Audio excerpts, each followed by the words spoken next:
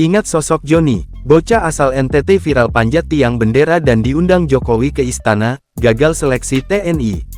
Yohanes Gama Marchal Law alias Joni, yang sempat terkenal sebagai bocah pemanjat tiang bendera pada saat upacara HUT ke-73 RI di Pantai Mota Ain, Desa Silawan, Kecamatan Tasifeto Timur, Kabupaten Belu, Nusa Tenggara Timur NTT kini telah tamat sekolah menengah atas SMA.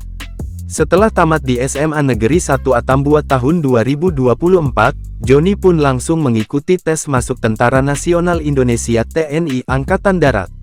Namun, cita-citanya menjadi abdi negara itu langsung terkubur, lantaran tidak lolos tes. Saya tidak lolos tes karena tinggi badan saya hanya 157 cm, ungkap Joni, saat menghubungi Kompas.com melalui telepon genggam. Joni mengaku, niatnya sangat kuat untuk menjadi tentara. Sehingga dia tinggal bersama salah satu anggota TNI di Asrama Kompi Senapan B Yonif Rider 744 Satya Yuda Bakti.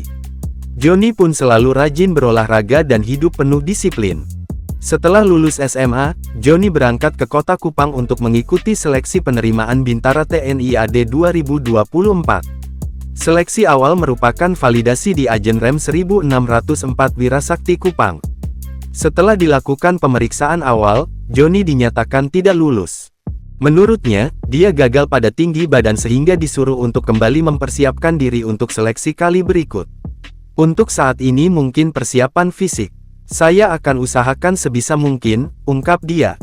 Joni mengaku sedih saat diumumkan dirinya gugur akibat tinggi badan yang belum memenuhi syarat dalam penerimaan Bintara TNI AD.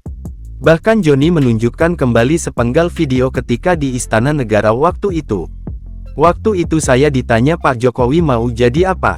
Saya jawab TNI, sehingga Presiden Joko Widodo langsung memberikan jawaban untuk langsung daftarkan diri di Panglima TNI, kata Joni. Jujur saya, perasaan sangat sedih karena sudah dinyatakan tidak lulus terpilih. Saat saya sampaikan kepada keluarga terutama mama, mereka juga sangat sedih dan kecewa. Tapi mau bagaimana lagi, katanya lagi. Meski begitu, Joni tak berkecil hati. Dia tetap akan lebih giat berolahraga sehingga saat seleksi penerimaan Bintara TNI AD tahun berikutnya bisa lulus. Keinginannya pun sederhana, ingin membahagiakan ibunya dan keluarga, serta membanggakan ayahnya yang telah meninggal dunia beberapa waktu lalu.